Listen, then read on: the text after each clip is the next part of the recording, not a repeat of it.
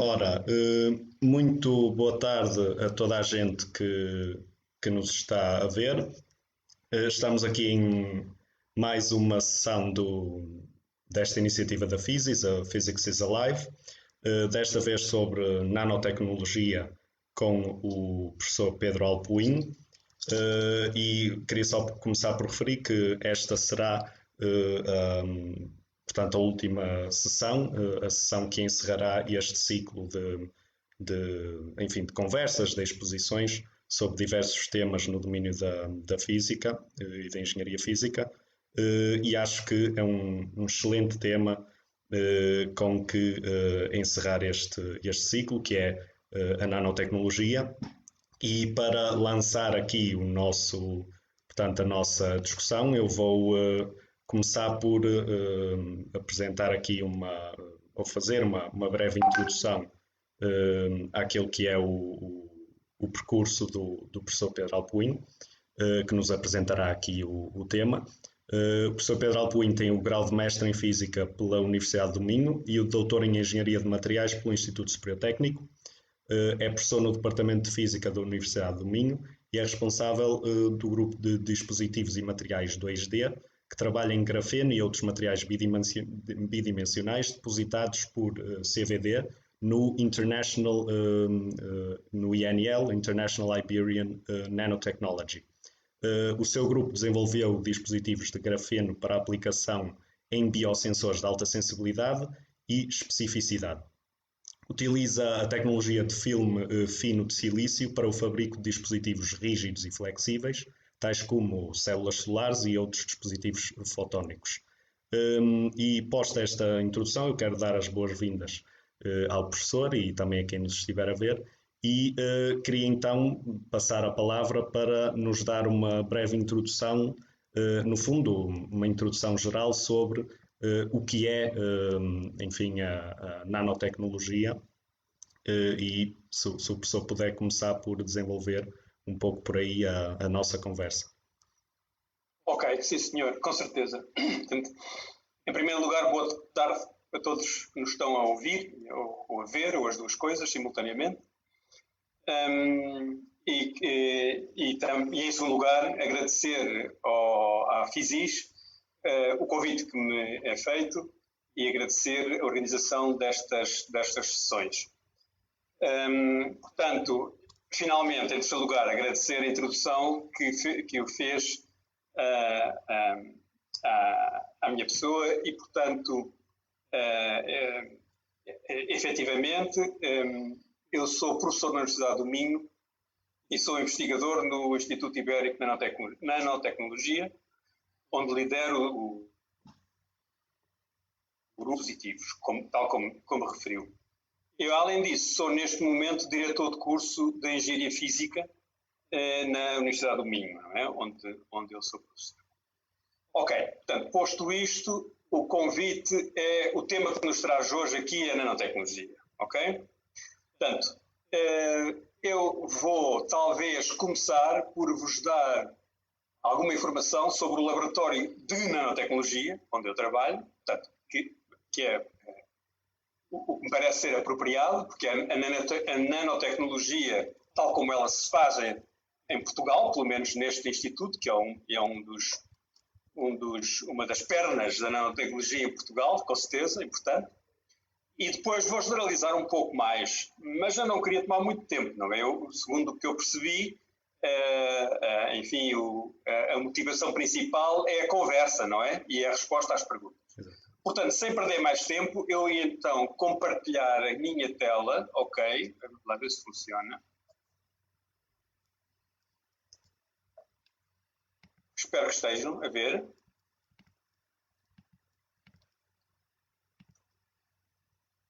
Ok? E, portanto, este é o slide introdutório, não é? Onde vocês veem aí à esquerda uma imagem de uma visão estratégica do INL para 2030, a capa de uma brochura que o INL editou acerca com uma visão estratégica. Não é por acaso que vocês estão ligados, porque a visão do INL para a nanotecnologia é uma visão que dá um relevo especial às interfaces, ok? E, portanto, a visão do INL é uma visão sistémica, ok? E eu já vos vou tentar explicar, e depois podemos discutir um pouco mais sobre isso. O que é que isso tem a ver com a nanotecnologia? Portanto, eu pus aqui uma frase de Herbert Kroner, que foi Prémio Nobel da Física, que diz que qualquer tecnologia que seja suficientemente inovativa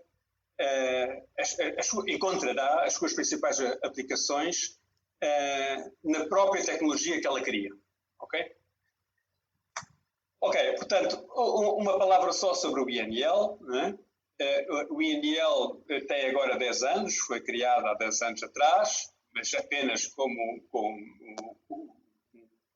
um campus com muito pouca gente lá dentro, um grande edifício e pouca gente lá dentro. O campus é muito bonito, quem nunca ouviu está convidado para ir a Braga, para visitar o INL, enfim. Talvez daqui a uns meses, neste momento ainda estamos muito próximo das regras do confinamento e não é fácil entrar no INL. Portanto, é um campus com 4,7 hectares, 47 mil metros quadrados, e representou um investimento de 100 milhões de euros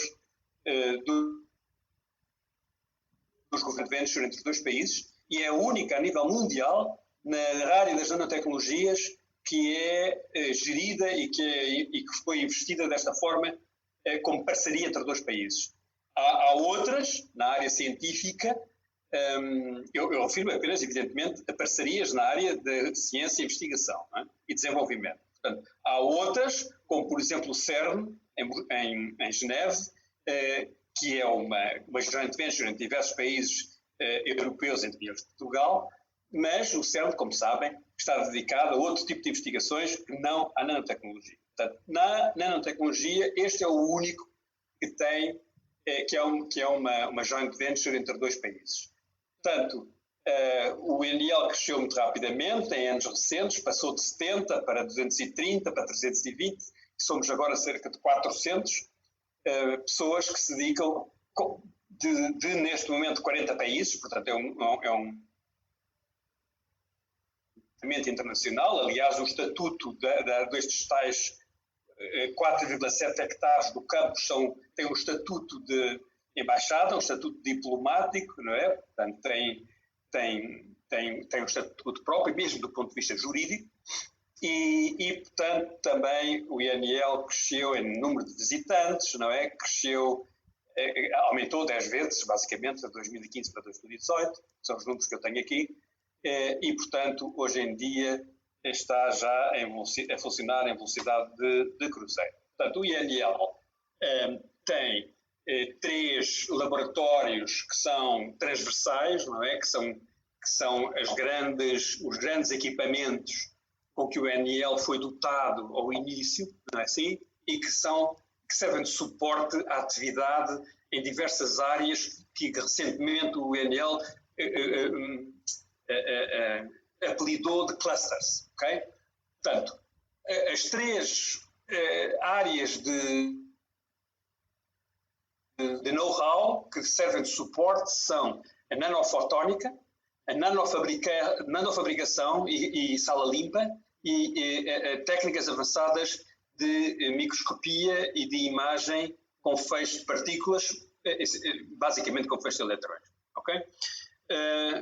Portanto, estas são as 3 infraestruturas, 3 departamentos que suportam toda a atividade do ponto de vista instrumental e de know-how, de caracterização, etc., e de fabricação e de micro e nanofabricação. E depois as áreas são a alimentação, a saúde, a energia, o ambiente, ICT, não é? Não me lembro agora da sigla em português, e FET, ok?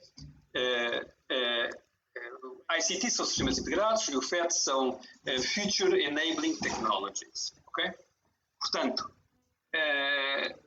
estas são as áreas de trabalho do INL que fazem a ligação entre aquilo que o INL tem e o exterior, ok?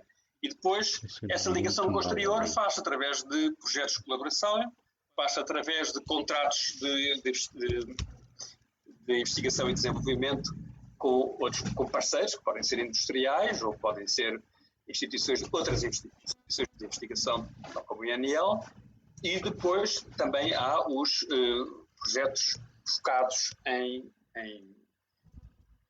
inovação e em desenvolvimento. Ok? Portanto, dentro destes clusters, há aqui vários tópicos, não é? Por exemplo, outra vez, dando a volta ao mostrador do relógio no sentido horário, e começando pelo food, pela alimentação, nós temos packaging, não é? Nós temos safety, não é? Segurança na alimentação, temos autenticidade e temos alimentos funcionais. Na saúde temos terapêutica e temos diagnósticos. Na energia temos harvesting, não é? Que temos conversão e temos armazenamento. No ambiente temos monitorização da qualidade da água, temos purificação da água e temos eco-nanotoxicidade. No caso do ICT temos sensores avançados, temos nanoeletrónica e temos fotónica. E no caso das tecnologias do futuro, temos materiais e estruturas, temos novas instrumentação e métodos, e temos materiais quânticos, ciência e tecnologia. Ok, a nanotecnologia, vista de uma perspectiva mais filosófica, mais das ideias, ok? É a convergência de muitas áreas, ok? Por um lado, nós pensamos na palestra seminal do Richard Feynman, em 1956, salvo erro, não é? There's plenty of room at the bottom. Há muito espaço lá no fundo, não é assim? Em que o Feynman disse que não havia nenhuma razão de princípio, com os conhecimentos atuais, de 1956, para que não se pudessem, por exemplo, escrever todos os volumes da enciclopédia britânica na cabeça de um alfinete. Isso era perfeitamente possível, não é? Com todas as consequências que daí advém, ok? Portanto, esta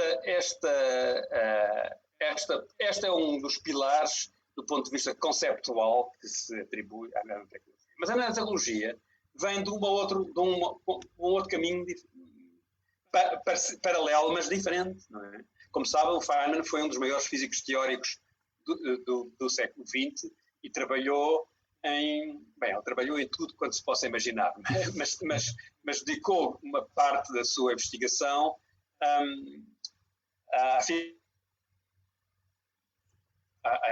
formação do sistema à explicação do universo, não é? Baseado numa tabela periódica de partículas. Mas depois temos também, quando falamos da nanotecnologia, temos também outro canal que se desenvolveu, mais ou menos independentemente, que é o da microeletrónica, que a pouco e pouco se transformou em nanoeletrónica. Okay? E toda a gente sabe como é que os últimos 25 anos do século XX, não é assim, viram uma revolução industrial que superou qualquer revolução industrial que a humanidade assistiu até aí. Okay? Portanto, esta revolução industrial foi a revolução da informatização, foi a revolução da eletrónica. Okay? E essa revolução foi possível graças a gente como o Jack Kilby. Kilby podia ter escolhido o Gordon Moore, fundador da Intel, podia ter escolhido os inventores do transistor, podia ter escolhido uma das muitas pessoas, não é assim, que iniciou esta área de ciência, de tecnologia, não é, e de negócio, não é? Podia ter escolhido um dos fundadores da Apple, não é? Ou da Microsoft, não é? que começaram em Silicon Valley e que vieram a revolucionar o mundo no caso do Jack Kilby, que eu pus aqui, com a descoberta do circuito integrado. Não foi uma descoberta, foi uma proposta, não é? Com o primeiro circuito integrado para resolver para resolver o problema da integração, ok? Portanto, isto levou-nos até aqui onde estamos agora, não é? Estamos aqui a falar nos computadores, em frente a um computador portátil ou um telemóvel, etc. Tudo isso está baseado nesta revolução da microeletrónica, que hoje é nanoeletrónica, ok? Portanto, isto é uma outra maneira mais prática, né? Esta é fazer, não é? Esta é a nanotecnologia a ser feita, ok? Mas evidentemente que tudo isto é um esquema top-down. Já vou... é um esquema que funciona de acordo com o paradigma convencional da engenharia, não é? Que é fazer um projeto e depois e simulá-lo e depois passar desse projeto à matéria, não é? Pegar nos materiais e executar esse projeto e dar-lhe materialidade e funcionalidade. É assim que funciona a engenharia, tanto para fazer um prédio como para fazer um circuito integrado. Não é? Este esquema top-down. Finalmente, tenho aqui o Eric Drexler, que acho também vale a pena falar nele, porque foi uma das primeiras pessoas a dar continuidade àquela ideia do Feynman, tentando dar uma sequência programática, portanto, com um programa para atingir objetivos, etc. As ideias, isto foi nos anos 80, não é? O circuito integrado do Kilby é dos início dos anos 70. A palestra ou anos 60 ainda mesmo. A palestra do Feynman, como eu já disse, é de meio dos anos 50. Portanto, 10 anos depois é o Kilby e depois, a meio dos anos 80, o Drexler propôs então esta engenharia molecular, ok? E a revolução dos 7 dias. Portanto, o que o Drexler queria era fazer micro e nanofábricas. Portanto, ser capaz de encontrar materiais que fossem capazes de ser nanoferramentas para construir nanoestruturas. E uma vez que tivéssemos os primeiros nanoferramentas para construir as primeiras nanoestruturas, com essas nanoestruturas íamos fabricar mais nanoferramentas, por sua vez fabricar mais nanoestruturas, etc., num processo exponencial, e portanto, segundo ele, em 7 dias nós íamos ter uma explosão da nanotecnologia fabricada desta maneira. É evidente, isto não funcionou assim, mas em todo caso as ideias do Drexler ainda hoje são largamente discutidas e o Drexler hoje está no Instituto de Filosofia em Oxford a trabalhar com economistas e filósofos acerca de do que é que vai ser o mundo, como é que se vai parecer o mundo daqui a 20 ou 30 ou 40 ou 50 anos, não é? Em termos da revolução da nanotecnologia. Ok?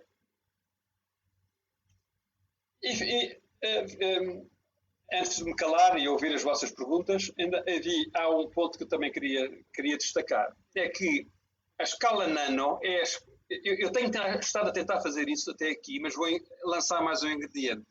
A escala nano é a escala que se encontram muitos aspectos da vida natural e com a vida da engenharia. Portanto, desse encontro é que nascem instituições como o INL, por exemplo, ok? Porque sucede que a natureza, nos processos biológicos, a escala a que a natureza tem as suas nanofábricas, entre aspas, não é assim? É uma escala também da ordem dos poucos nanómetros ou dezenas de nanómetros e daí até a nossa escala, não é assim? Portanto, eu tenho aqui nesta transparência, não é assim?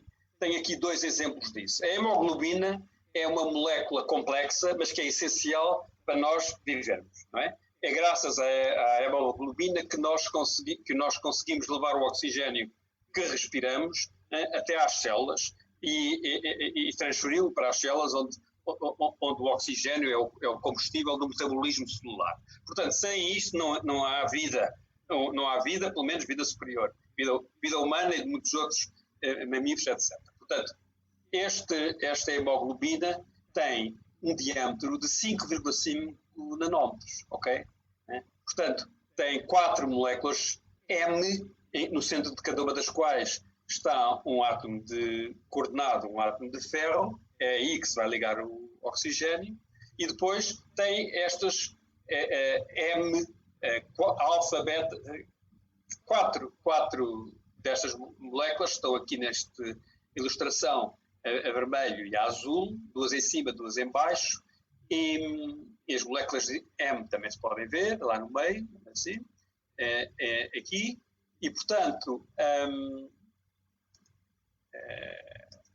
ok? Portanto, aqui está as M's, 1, 2, 3 e 4, não é? E aqui está o átomo de ferro no meio. Porfirinas, pertencem a esse grupo.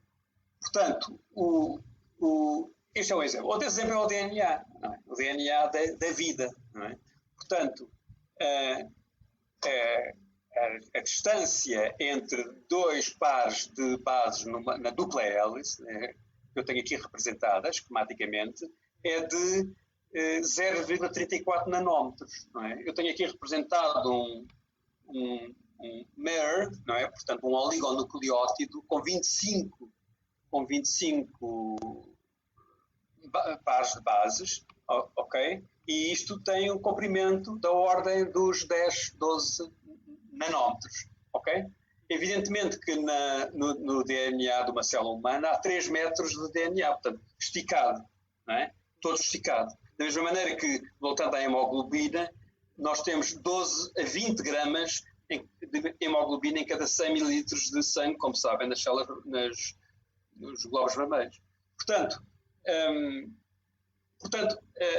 aqui está um outro aspecto metido, que é o aspecto que a microeletrónica e a nanoeletrónica também têm, não é? Que é a relação entre a escala nano a que ocorrem os processos da nanotecnologia, seja a atividade de engenharia humana, seja a atividade de engenharia, entre aspas, engenharia natural, não é? Os processos da bio e da natureza.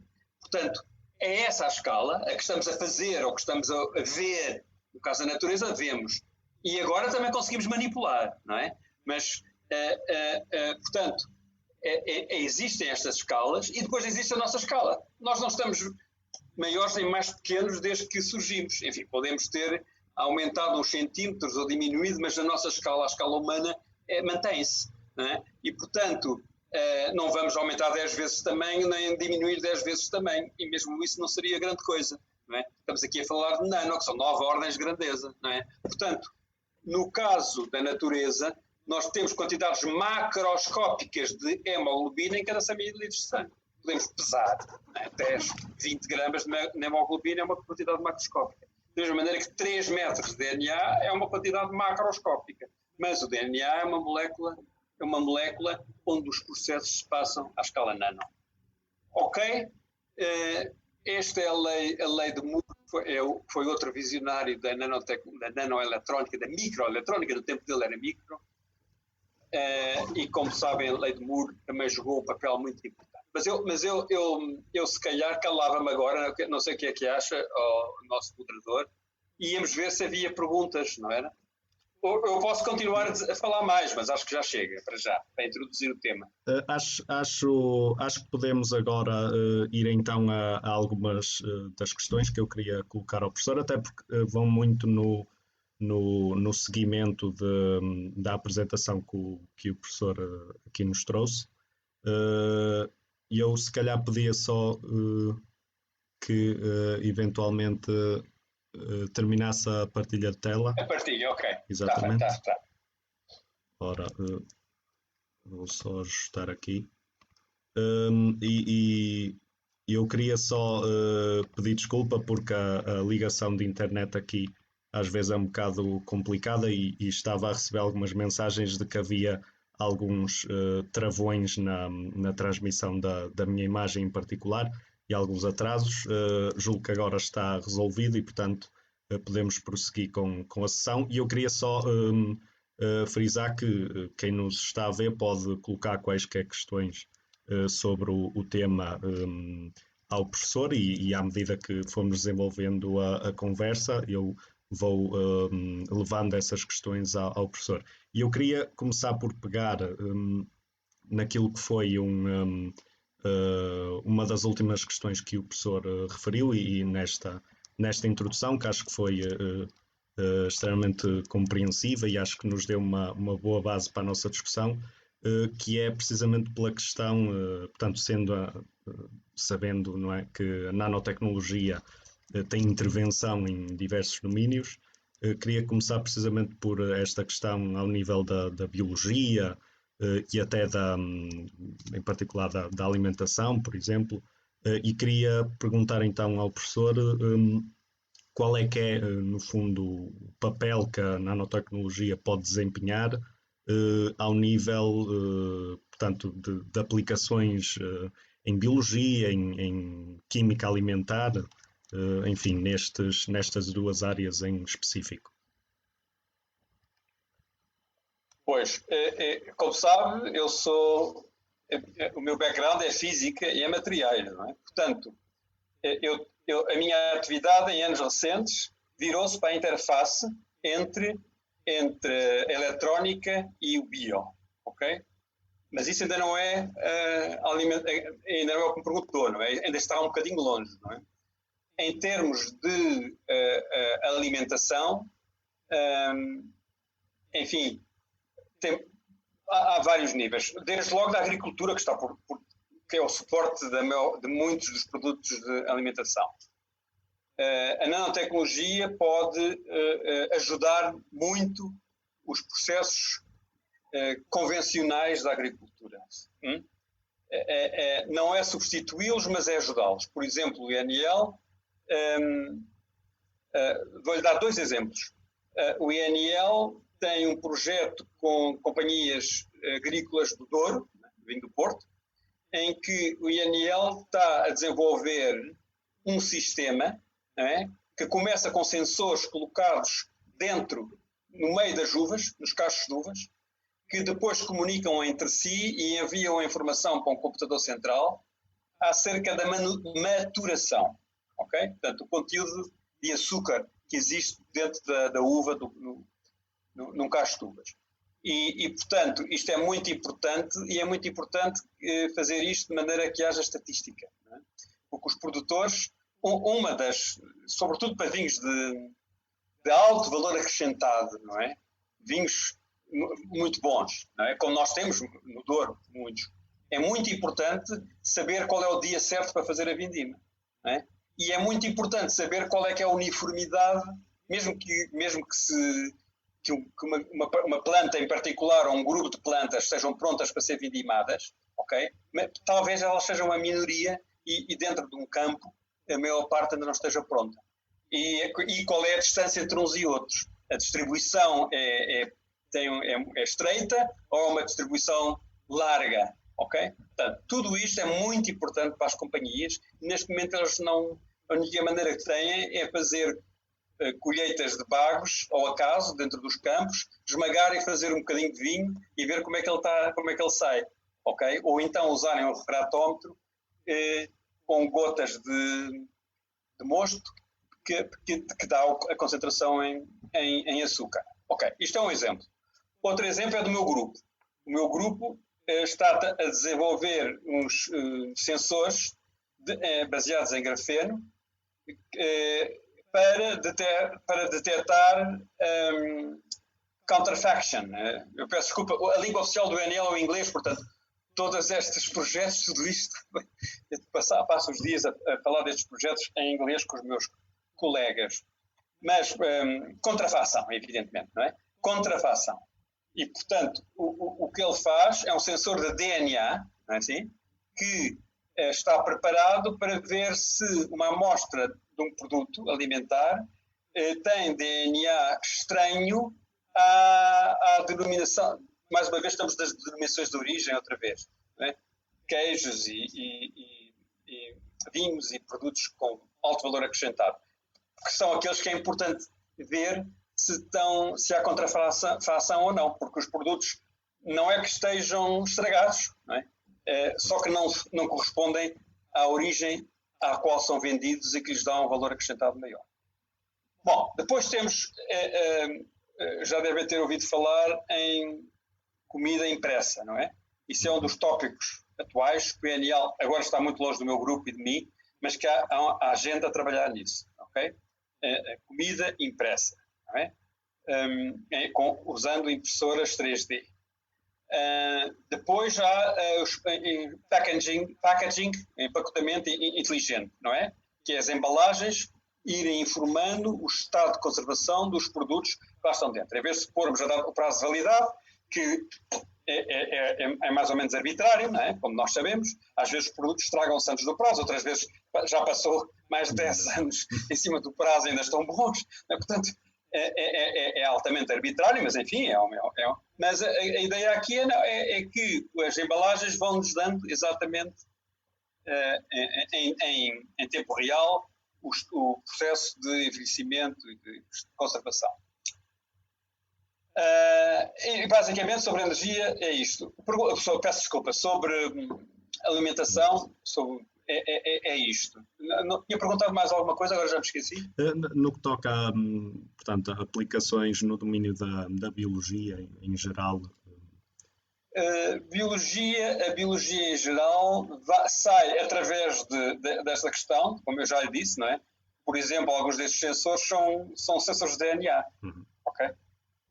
Mas a maior parte da atividade em biologia no INL faz-se no setor da saúde, sem surpresa, não é? Portanto, é aí que estão a desenvolver muitos meios de diagnóstico, não é? Com biosensores de vários tipos, não é? Existem biosensores magnéticos, existem biosensores de grafeno, isso, feitos com o meu grupo. Existem biosensores baseados em fotónica, não é? Portanto, existem vários tipos de biosensores baseados em nano, não é? E que estão a ser usados para diagnósticos precoces, porque há um aspecto muito importante que é o limite de detecção, portanto, ser capaz de detectar uma doença quando um biomarcador dessa doença aparece ainda com concentrações no corpo humano, por exemplo, se for uma doença humana, ainda em concentrações baixíssimas, não é? Por exemplo, detecção precoce de cancro, por exemplo, detecção precoce da transformação isquémica do AVC, que é uma coisa muito importante também. Por exemplo, detecção da malária, né? Por exemplo, etc, etc, etc. Portanto, aí é muito importante sermos capazes de ir a um limite de detecção muito baixo ou então trabalhar numa gama de concentrações dessas moléculas-alvo pré-definida, né? Entre tantos e tantos de concentração nanomolar e micromolar, por exemplo. Depois, temos também métodos terapêuticos para, por exemplo, para tratamento baseado em nanopartículas, por exemplo, baseado em libertação de fármacos controlada. É uma ideia dentro da nanoecologia relativamente antiga e muito explorada, mas ainda não completamente dominada, não é? Portanto, encapsular os fármacos em nanocavidades, em nanopartículas, em nanocages, em nanogaiolas, assim, e depois levá-las ao chip, em vez de tomarmos um comprimido ou levarmos uma injeção que inunda todo o nosso sistema, todo o nosso corpo, com o fármaco para tratarmos uma coisa que está localizada na ponta do pé, não é? Ou na ponta do nariz ou no coração, não é? É ir diretamente ao sítio onde é preciso libertá-lo e libertar uma quantidade nano, não é? Ou micro do fármaco no sítio onde é preciso que ele esteja. Eventualmente com uma concentração local muito maior do que se consegue hoje com os fármacos que são sistémicos, não é? Até porque se a gente tomar estes fármacos com a concentração muito elevada, como se diz em português popular, morre-se da cura, não é? Não se pode, enquanto que se o tratamento for local, é possível bombardear as células que queremos tratar com quantidades gigantescas do fármaco, sem que isso afete demasiadamente o resto do nosso sistema biológico. É isso. Muito bem, professor. E dentro, portanto, ainda dentro, o professor já referiu no fundo, várias daquilo que é o trabalho e a intervenção do INL, e eu queria então colocar aqui, levantar aqui um outro aspecto que é, portanto, em relação à área, em particular, das energias renováveis, e perguntar no fundo... Eu, com certeza, com todo o gosto, mas antes disso, deixa-me só dizer uma coisa que é muito importante. Força. A última parte da saúde é uma parte que nós não podemos fazer sozinho no INL. Porquê? Porque nós não sabemos quais são, porque nós não somos médicos. Portanto, isto é uma atividade que é demorada, é morosa, porque tem toda esta parte de trabalho com os médicos, com os hospitais, com acesso a amostras de pacientes, não é? Em grandes quantidades, para validação.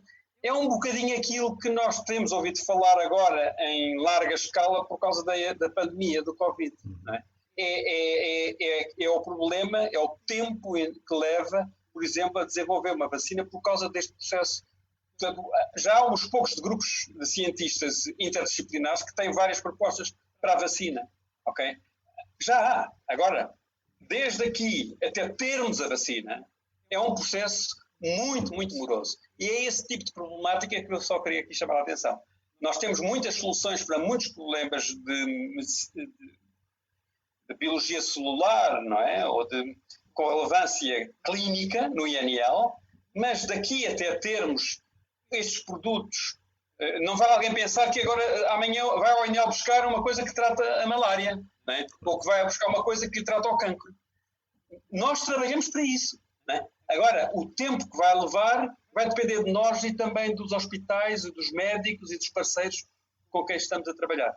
Peço desculpa. Isso é muito importante. E nos tempos que vivemos de pandemia, eu acho que é também muito importante dar esta perspectiva, esta escala de tempo, que é muito importante. Com certeza, professor. E eu não tenho que pedir desculpa, eu agradeço-lhe por essa nota, porque realmente já é importante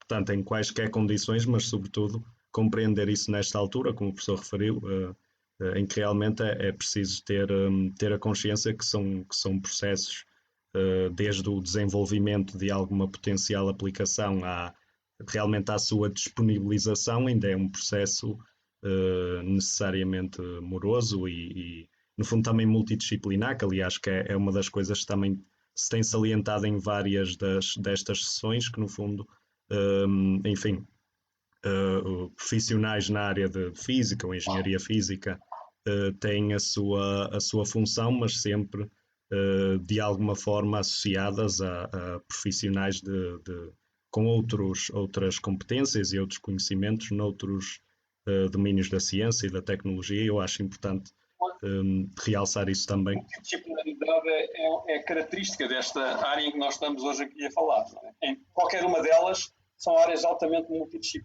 multidisciplinares. Exatamente. Okay.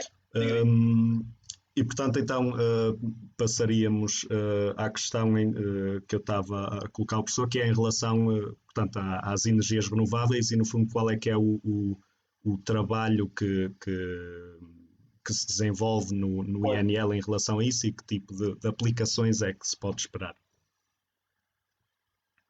Pois, as aplicações de energia, não é? Energia verde, energia renovável, normalmente pertencem a uma área que chama-se macroeletrónica, ok? Macroeletrónica, por oposição à microeletrónica. Não é?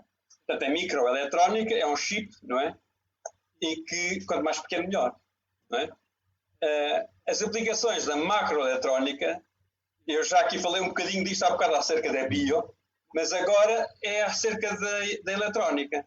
As aplicações de macroeletrónica fazem a ligação entre o mundo nano, okay, e o mundo macro. Né? Portanto, um painel de ecrã plano, como aquele que temos aqui à nossa frente, cada um de nós, estes painéis, imagino que já ninguém tenha um tubo CRT à frente, mas estes painéis, estes planos, são objetos de macroeletrónica, porque fazem a ligação entre a microeletrónica que está a processar isto na placa com a nossa escala.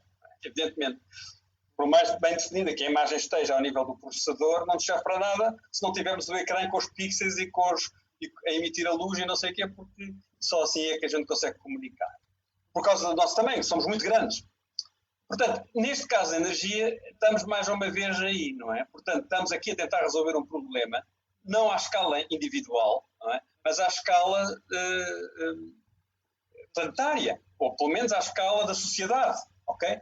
Portanto, quando estamos aqui a falar destes problemas de energia limpa, temos de ter em conta que estamos numa...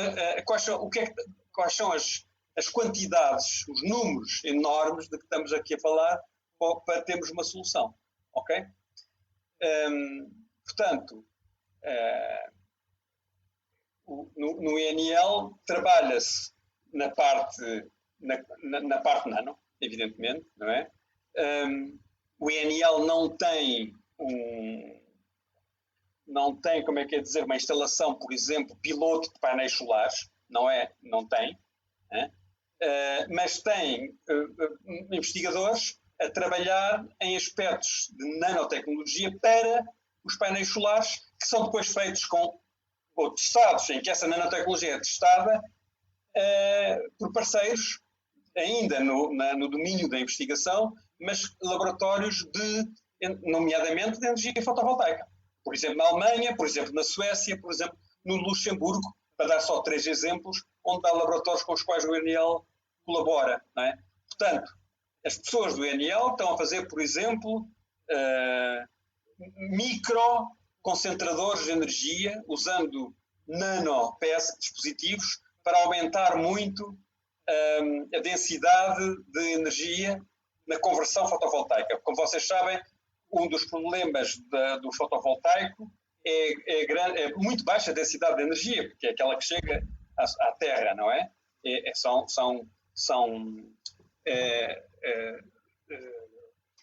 1000 watts por metro quadrado ou 100 miliwatts por centímetro quadrado. É isso que nós temos que nos chega do Sol.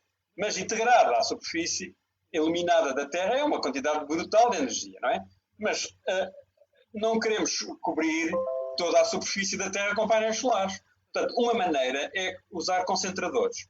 Portanto, no INL há um grupo que está a fabricar microlentes e nanocélulas solares, não é? De maneira que muitas juntas tenham uma eficiência muito elevada numa área muito pequena. Isto é um exemplo. Outro exemplo há outro grupo liderado por... Este grupo que eu falei são 2. Um liderado por um colega meu alemão, Sascha Sadwasser, e outro liderado por um colega português, que é o Pedro Salomé. No caso, por exemplo, do water splitting, não é? Que é a produção de hidrogênio e de oxigênio já agora, mas de hidrogênio a partir da água, e a economia do hidrogênio, digo-vos eu, read my lips, vai ser um dos grandes temas do século XXI em termos de energia, ponto final. E se quiserem, em termos de energia renovável, ainda mais importante, mas energia só, a economia do hidrogênio, as fuel cells, tudo isso vai ser fundamental para a mudança de paradigma. E, portanto, o problema é que os elétrodos, é possível aumentar muito o rendimento se nós usarmos fotocátodos. Portanto, se nós fornecermos energia, usamos os fotões para aumentar a velocidade e dar o potencial de elétrodo que é necessário para partir a molécula de água e formar a molécula de hidrogênio. São cerca de 2 volts. Portanto, isto é assistido por luz, não é? E por elétrons semicondutores, com catalisadores. Estes catalisadores são metais preciosos. Portanto, se nós pensarmos agora, isto é muito bonito, funciona muito bem no laboratório. Se nós pensarmos no que eu disse ao início, que estamos aqui a falar de um problema global da humanidade, queremos substituir o petróleo, então o preço é completamente tão relevante como a tecnologia ou mais. Portanto, não é possível produzir isto com estes elétrodos caros. Então, há um colega meu, que é o Li-Feng Liu, que é um chinês, que está no INL já há muitos anos, e que desenvolveu nanopartículas baseadas em materiais abundantes e baratos e que substituem esses catalisadores caros, tipicamente é a platina, é o paládio, é o ouro, é a prata, etc. Não é? Portanto, substituem esses com materiais baratos e muito eficientes. Portanto, isto é muito importante para a economia do hidrogênio. E depois temos ainda outro grupo a trabalhar em armazenamento de energia, em baterias de íons. Baterias de íons de lítio e outros tipos de baterias. Portanto, este é usando, mais uma vez, elétrodos. Como vocês sabem, um dos grandes problemas destas baterias é o facto do elétrodo inchar e desinchar, que reduz o tempo de vida, demora tempo a carregar, etc. Portanto, há muita investigação ao nível dos nanomateriais para estes elétrodos e isto está a ser feito também no INL, no grupo Senado, por exemplo, Paulo Ferreira, que é um investigador que veio do Texas, veio da Universidade de Austin, para o INL, e outros grupos que também trabalham neste estado. Muito bem, professor. E basicamente é isso, não é?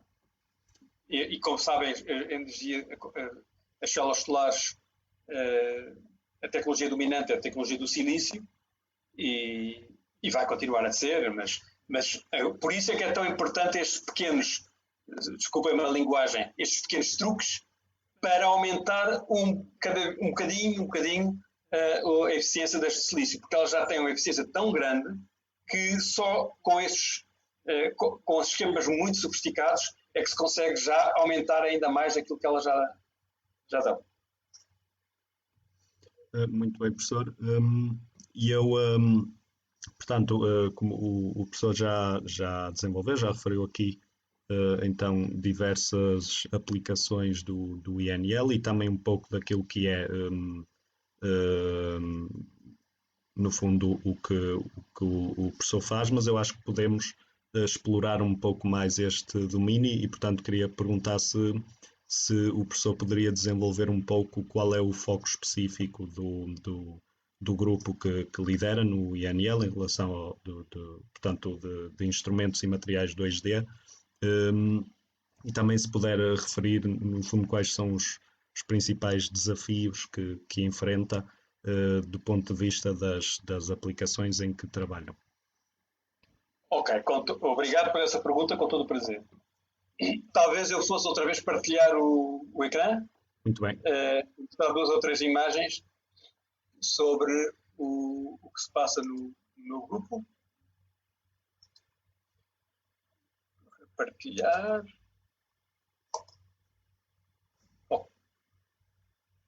Partilhar. Ok. Não sei se já estão a ver, espero que sim.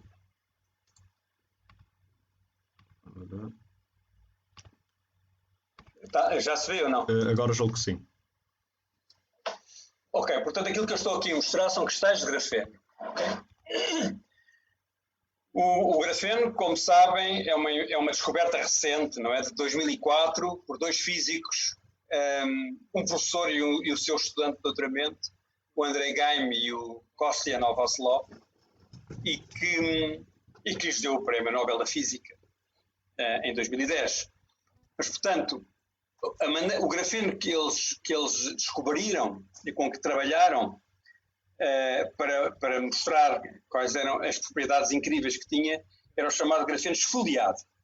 Portanto, eles pegaram em grafite de elevada qualidade e tiraram lascas, não é?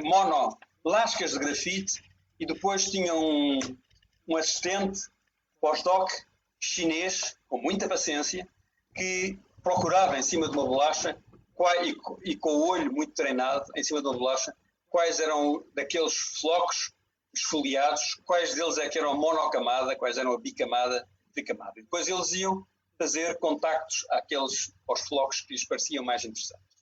Evidente, este grafeno é de muito esfoliado, é de elevada qualidade, mas não é preciso dizer muito para perceber que este processo não tem futuro em termos de engenharia e de aplicação em larga escala. não é assim? É um processo que funciona muito bem para a investigação fundamental e ponto final. Portanto, se queremos introduzir o grafeno na linguagem da nanotecnologia, não da nanociência, porque isso já lá está desde o início, mas da nanotecnologia, é preciso produzir grafeno por processos mais expeditos e que se possam fazer o que em inglês se chama upscaling, não é? Escalar a uma escala grande.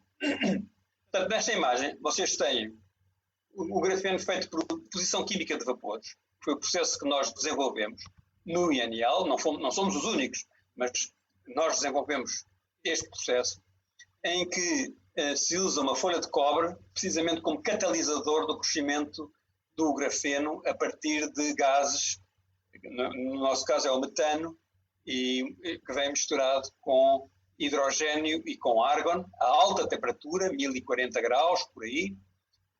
E, portanto, o que vocês veem aqui, da esquerda para a direita, é um material policristalino, não é? Estas estrelinhas que aqui vêm, cada uma é um cristal de grafeno, tem cerca de 40 microns de diâmetro. E aqui o crescimento foi interrompido para se poder ver os cristais, porque se nós deixássemos crescer mais, eles iam coalescer e formavam um filme contínuo.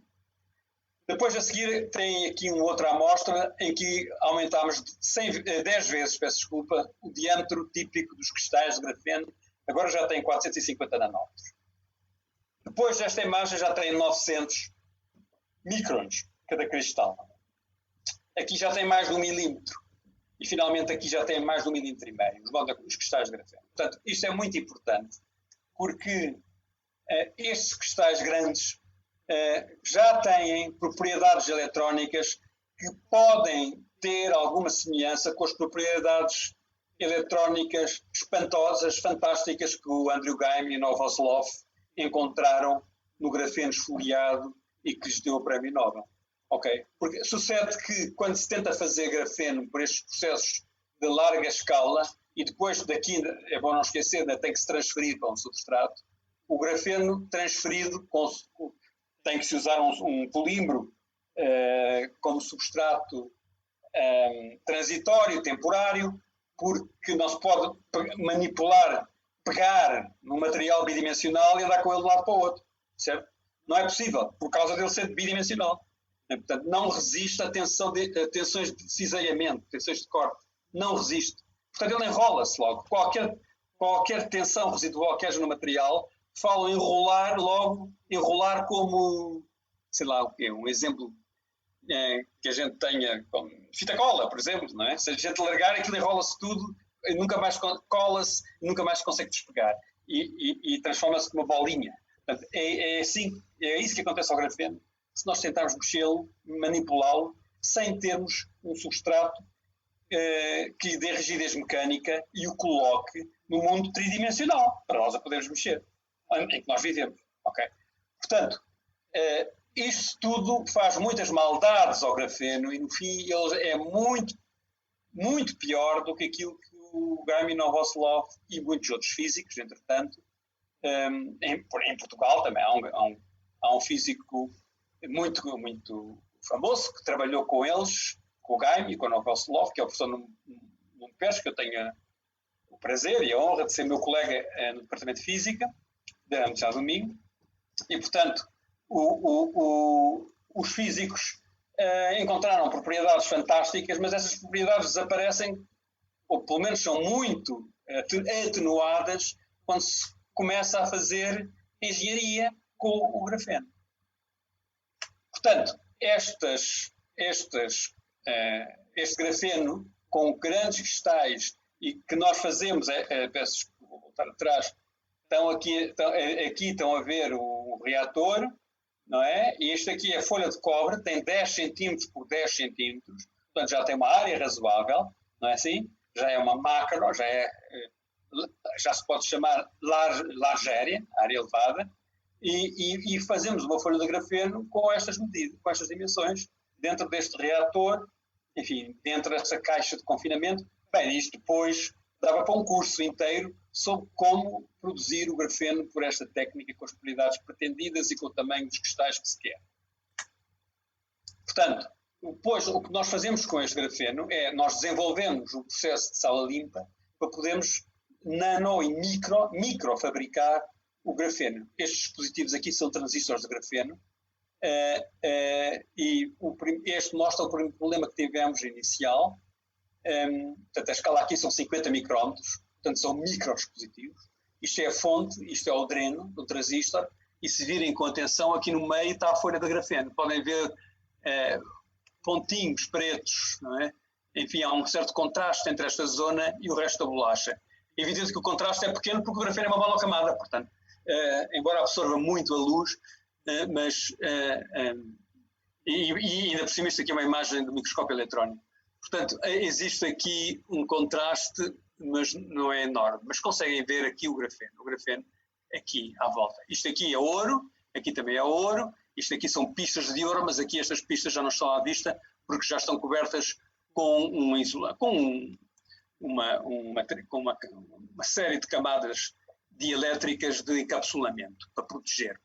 Este é um biosensor, portanto vai levar aqui em cima uma gota de líquido.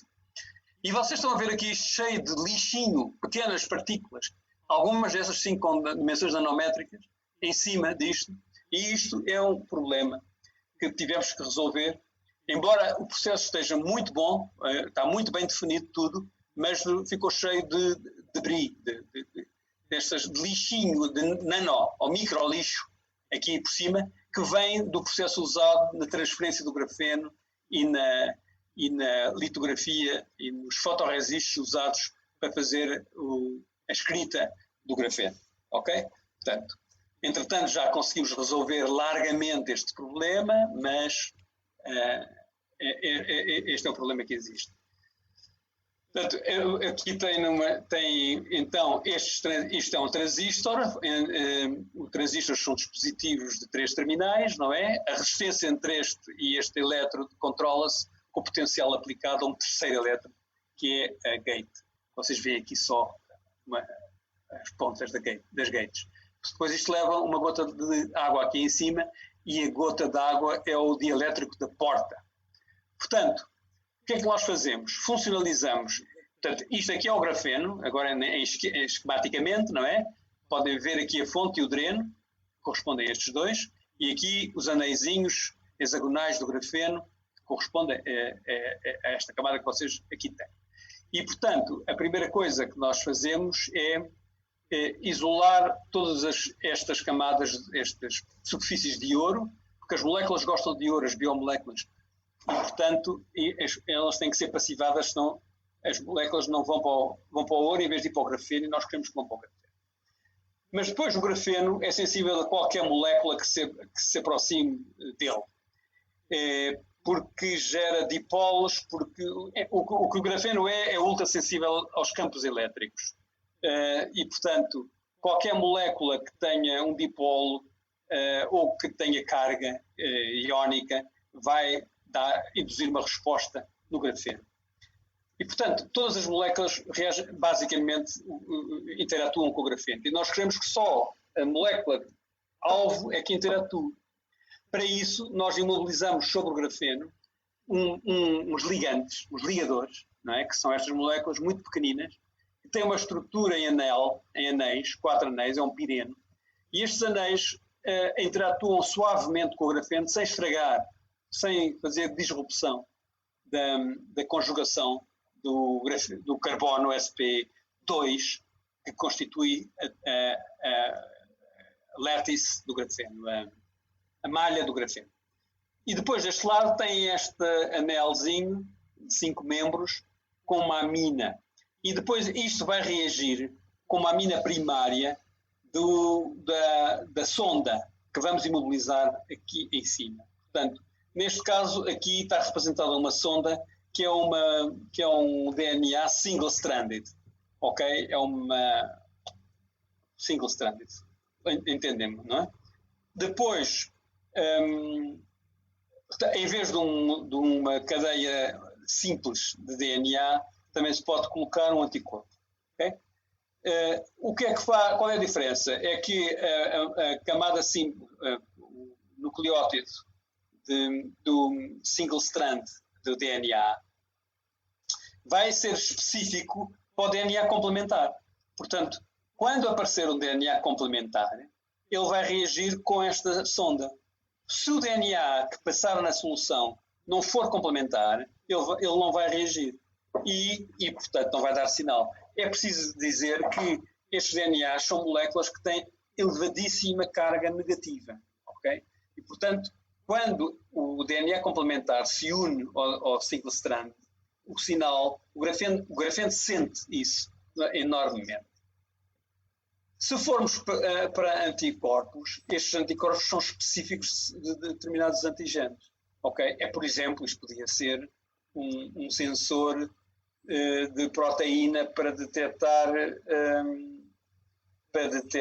a imuno... como é que se chama em português? Para ver se nós já adquirimos anticorpos para uma determinada doença, ok? Podia ser o Covid, mas nós não estamos a trabalhar com o Covid porque não temos parceiros clínicos, médicos, que estejam a trabalhar nisso. Não podíamos estar. Estamos a trabalhar com médicos e com hospitais que estão interessados na malária, por exemplo, ou que estão interessados no AVC e na isquemia cerebral, aqui, neste caso. Portanto, nós fabricamos isto ao nível da bolacha, ok? Isto aqui é um chip, depois a bolacha é cortada em... Deixa eu ver se eu tenho aqui uma bolacha para mostrar, não tenho. A bolacha é cortada em chips, os chips são montados nestes PCBs, não é assim? E os PCBs são inseridos neste cartão de crédito, ou tamanho do cartão de crédito, onde nós pusemos toda a eletrónica que controla o chip, que envia corrente ou envia tensão, mede corrente, mede tensão e coleciona os dados e depois aqui tem um DAC para transformar a tensão no valor analógico, a tensão digital entrada pelo teclado do computador num valor analógico que é aplicado. E depois, ao contrário, à saída tem um ADC para converter os valores analógicos colecionados em valores digitais enviados para o computador. A ligação ao computador faz com uma tomada USB e, portanto, aqui vocês têm a ampliação do chip, não é? Neste caso, temos vários desenhos. Neste chip aqui, por exemplo, temos 9 transistores de grafeno e aqui vocês veem a gota de amostra colocada em cima do chip. Aqui é o outro layout, não é? Com 20 transistores por chip, aqui. E este aqui dispensa o wire bonding, o chip é muito maior, tem 22 centímetros, insere-se diretamente aqui no ligador. E, finalmente, um outro aspecto da nossa investigação é estudar, é acompanhar uma reação de hibridização, que é quando a cadeia do DNA reage com o complementar e forma-se a dupla hélice. Portanto, nós, com o grafeno, usando uma outra propriedade do grafeno, que é o quenching. Quenching em português alguém me ajuda? Quenching, agora não me estou a lembrar da tradução. Portanto, atenuação, talvez. Atenuação no campo próximo da emissão do fluoróforo. Portanto, quando um fluoróforo é excitado, ele depois normalmente desexcita-se emitindo um fóton com um comprimento de onda um bocadinho maior, com um bocadinho menos de energia. Okay? Acontece que se nós colocarmos este fluoróforo na proximidade de uma superfície metálica, ele tem capacidade de transferir não radiativamente esta energia da excitação para o metal, okay? Onde se dissipa sob a forma de calor, por exemplo, de fónons.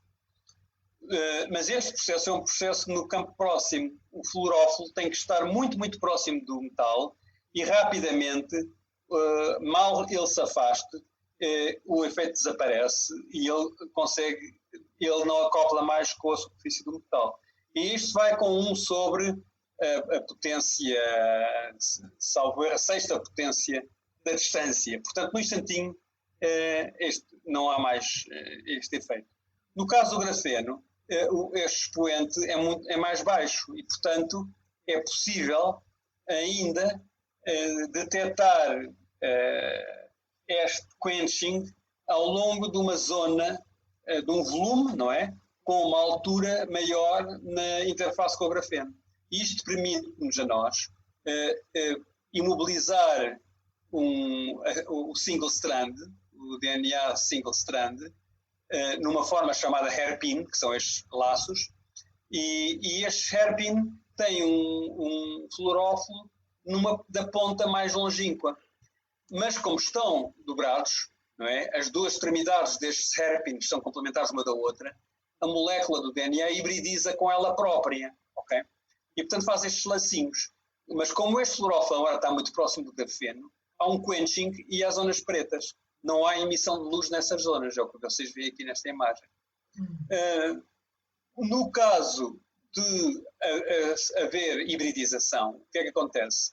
Ao hibridizar, a molécula híbrida, o duplex, não é? A dupla hélice, é muito rígido do ponto de vista mecânico e estica-se e torna-se erecta para longe da superfície. E ao fazer isso, o fluorófilo vai saindo da proximidade do grafeno e vai ficando cada vez mais longe. Portanto, se nós estivermos sempre a adquirir fotões emitidos, pelo tempo de vida dos fotões e pela intensidade da emissão, nós somos capazes de estudar a população de moléculas de DNA e somos capazes de ver se elas estão na forma da single strand hibridizada com ela própria ou se já estão na forma da dupla hélice em que a hibridização se faz não intra, mas intermolecular. E isso é isso que está aqui demonstrado. Portanto, nós queremos fazer um microscópio. Isto tem uma super alta resolução, não é? Porque o grafeno consegue ver isto a cada... portanto, vocês estão a ver que a molécula esticada tem 12 nanómetros de comprimento, não é? E nós conseguimos seguir desde 1,7 nanómetros de comprimento até aos 12 nanómetros continuamente. Portanto, com uma resolução nanométrica ou subnanométrica. Portanto, é uma tecnologia de super elevada resolução. Nós estamos, aliás, a trabalhar nisto com o grupo de fotónica do INL. Mais uma vez, trata-se de interdisciplinaridade. Ok. Só para terminar, então, mostro-vos aqui um dos microscópios eletrónicos de transmissão do INL, que tem dupla correção da aberração e com estes aparelhos é possível observar os átomos, átomos um a um. Ok, e nós fazemos mais atividade, mas não vos quero amassar mais. Escolhi estes 2 tópicos que me parece que são interessantes. Vou interromper talvez a partilha. Sim, professor, por favor. Ok, acho que foi... Se alguém quer perguntar lá uma coisa, se quiser, faz favor.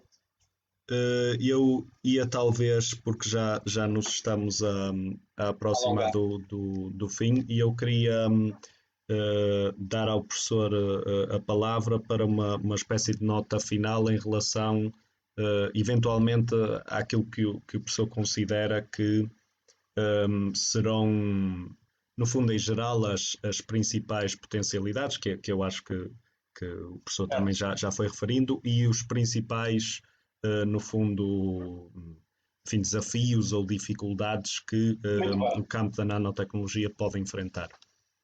Ok, muito bem. Portanto, eu penso que já dei a ideia, ou pelo menos eu tentei dar, mostrando que a nanotecnologia é um mundo. Quer dizer, a nanotecnologia não é um conceito, mas pode estar em muitas áreas tecnológicas diferentes que vão desde a microeletrónica até às ciências da vida, etc, etc. Mas há um ponto que eu aqui não falei, não é? E que talvez para terminar destacar. E que corresponde a áreas de especialização do nosso mestrado em Engenharia Física. Por isso, também me fica bem, enquanto diretor deste curso, promover um bocadinho essa área. Vocês provavelmente já sabem, eu acabei por não vos falar da Lei de Moore, mas a Lei de Moore diz que, ou dizia, porque já está ultrapassada, que a cada 12 meses o número de chips num circuito integrado iria duplicar. E isso aconteceu durante muitos, muitos anos. Neste momento isso já não acontece mais. Porquê? Porque atingimos os limites físicos do comprimento do canal de um transistor de efeito de campo. Mais perto do que isto, entramos em regimes de tunelamento quântico, por exemplo, e os transistores já não vão mais funcionar da maneira que têm que funcionar para produzir os bits, os zeros e os uns, que são a linguagem de base da computação de hoje. Portanto, há uma grande corrida, um grande estudo, um grande investimento intelectual e também monetário sobre o que é que vai ser a computação do futuro, ok? E há dois paradigmas que neste momento estão um bocadinho mais adiantados, embora ainda estamos muito longe de podemos deitar fora os nossos telemóveis e os nossos computadores portáteis, pelo contrário, não é? É espantoso aquilo que eles conseguem fazer, não é?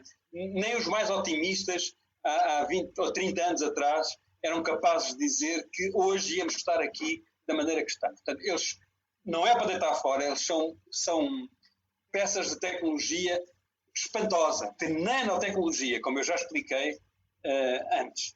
Portanto, o que é que as companhias estão a fazer?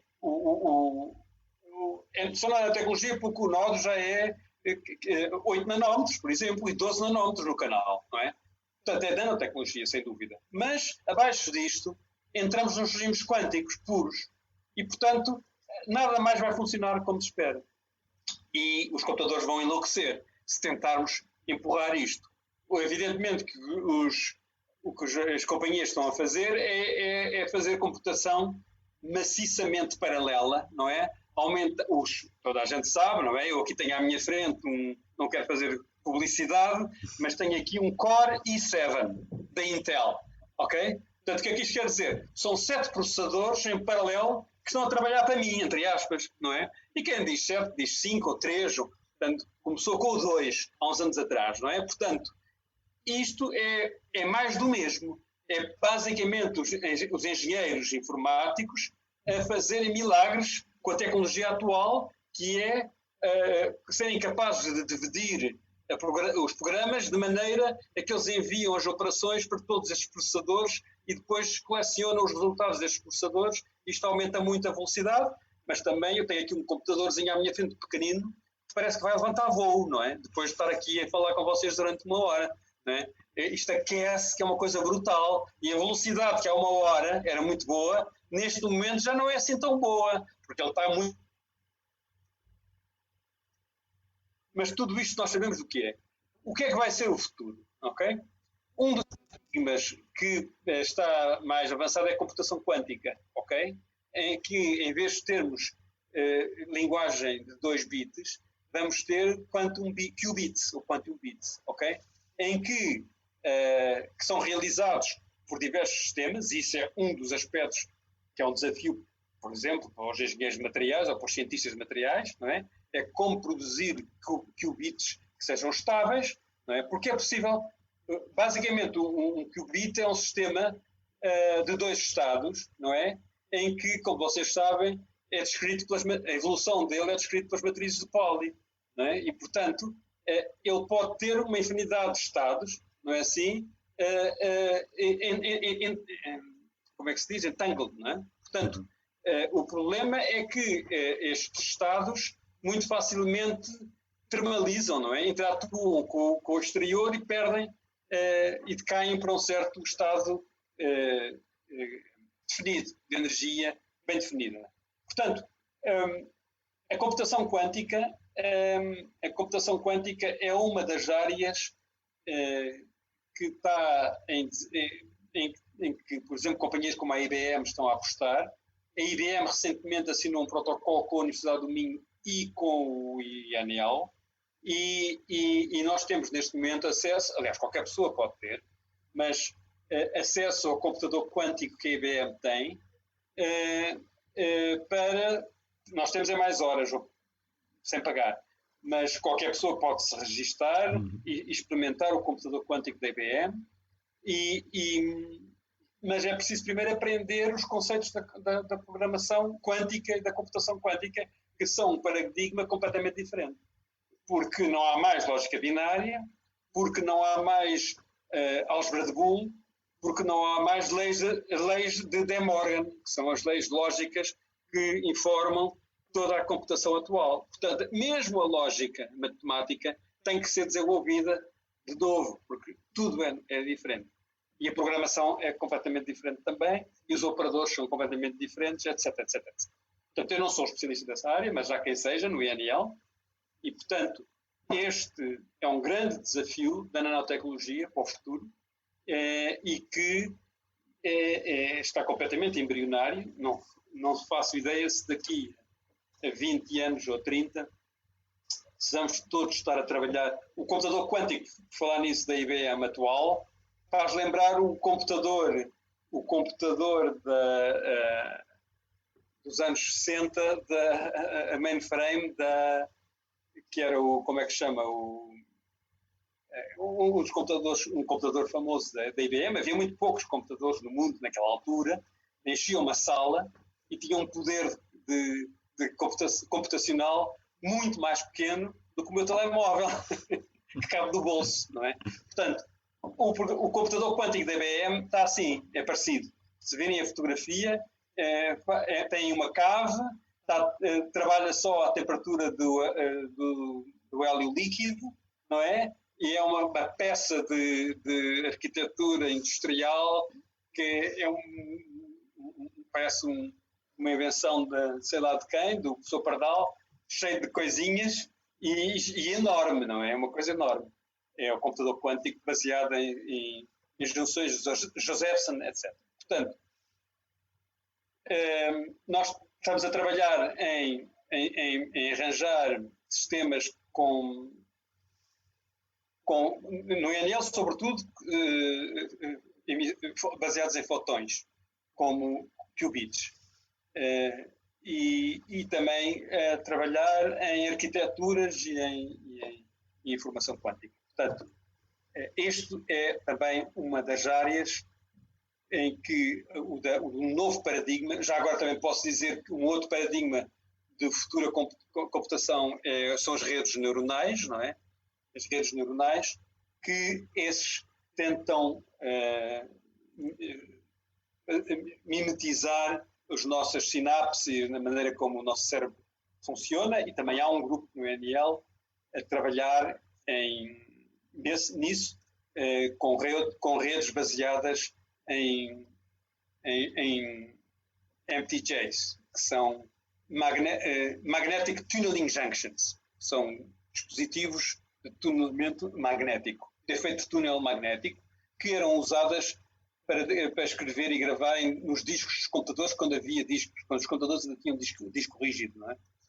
Essa mesma tecnologia está a ser usada agora para tentar produzir redes neuronais que sejam capazes também de produzir computação por essa via. Com outros parceiros também internacionais, que não são os mesmos da computação quântica, evidentemente, são duas comunidades completamente diferentes, e portanto eu não sei qual desses paradigmas é que vai vencer, ou se não vai haver um outro, não é? Para a computação, para a informática do futuro. Mas, portanto, isto é mais uma área em que a nanotecnologia tem um grande desafio pela frente, não é assim? Que é a substituição do atual paradigma computacional que, por sua vez, atingiu um nível espantoso, em grande parte já devido à nanotecnologia, não é assim? Mas sempre desenvolvendo mais do mesmo, sempre baseado naquilo que nós chamamos a tecnologia CMOS, não é? Tornando a tecnologia CMOS cada vez mais eficiente, os dispositivos com arquitetura CMOS cada vez mais sofisticados, etc, etc, etc. Isso já foi feito com apoio na nanotecnologia. Mas agora o desafio é outro, é deitar para o lixo o CMOS e erigir um novo paradigma. Mas isso é muito mais fácil de dizer do que de fazer. Muito bem, professor. Acho que é uma excelente nota com que terminar o nosso tema e realmente o futuro reserva muitos desenvolvimentos e novidades e Por isso é certamente. que vale a pena estudar engenharia física, já agora. Não há dúvida que os engenheiros físicos vão ter o mundo nas mãos, de certa maneira. Muito Porque bem. todos estes pontos que aqui tivemos a falar, não é para engenheiro físico sozinho, mas precisam da engenharia física, não é? Quer seja para o biólogo ou para o médico, ele precisa do engenheiro físico. Quer seja o informático, ele precisa do engenheiro físico, etc, etc, etc. Portanto, a engenharia física é uma área que eu sinceramente, acho que é uma das áreas de grande futuro. Sem Mas dúvida. mais uma vez interrompi. Não se preocupe, sem dúvida que é uma área fundamental e eu acho que conseguimos, e o professor em particular, abordar as diversas áreas de intervenção da nanotecnologia e também um pouco daquilo que das áreas em que, enfim, no futuro poderá haver desenvolvimentos também extraordinários, tão extraordinários como muitos daqueles que já foram possíveis e como o professor referiu e bem, sobretudo também com a contribuição da nanotecnologia. E, portanto, eu queria mais uma vez agradecer ao professor pela presença nesta sessão, agradecer a toda a gente que nos foi acompanhando nestas sessões e agradecer também que, enfim, eu tenho estado aqui enquanto face visível da Physis nesta iniciativa, mas queria referir que isto também envolveu naturalmente o trabalho de muitas e muitos estudantes de física que participam ativamente no desenvolvimento das atividades da Physis e queria também deixar essa nota e de agradecimento também pelo apoio que me foram prestando para que fosse possível, enfim, em termos técnicos e em termos de informação, eu poder estar aqui, no fundo, a representar a Physis para esta iniciativa. E, de resto, desejar uma boa tarde a toda a gente. Muito obrigado, professor. Então, felicidades e muito obrigado mais uma vez pelo convite. Tchau. Tchau, professor.